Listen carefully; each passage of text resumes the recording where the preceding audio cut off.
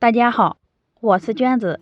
平时呢，孩子都不喜欢吃胡萝卜，今天咱换个花样做，暄软香甜，好看也好吃。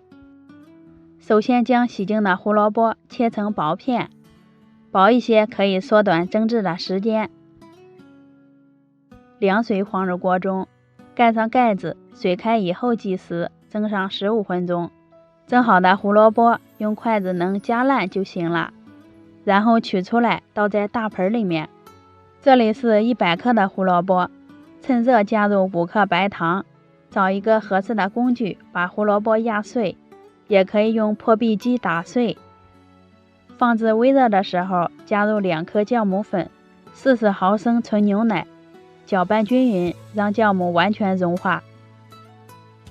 接着荤次加入160克的普通面粉，这样可以搅拌得更均匀，也好把握面团的软硬度。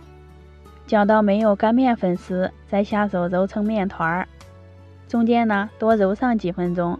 像这样光滑中等软硬的面团，先放一边备用。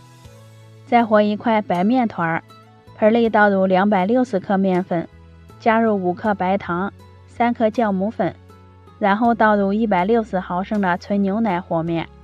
可以把牛奶放在热水里烫一烫，这样能促进酵母发酵。搅成面絮状以后，下手揉成面团，看一下这个面团比胡萝卜面团硬一些就行了。分别将2种面团都搓成长条，白色面团用掌心压扁，擀成一个长方形的面饼，厚度在2毫米就行了。把胡萝卜生胚放在上面，用白色面皮包住胡萝卜生胚，接口处刷一层清水，这样粘得更牢固一些。卷起来再搓得粗细均匀一点。切成2厘米宽的小面剂，拿一个小面剂整理得圆润一些就行了，摆放在蒸笼里面，放在温水锅上，醒花至原来的1.5倍大，约用了1个小时，生胚就醒好了，体积明显膨胀了很多。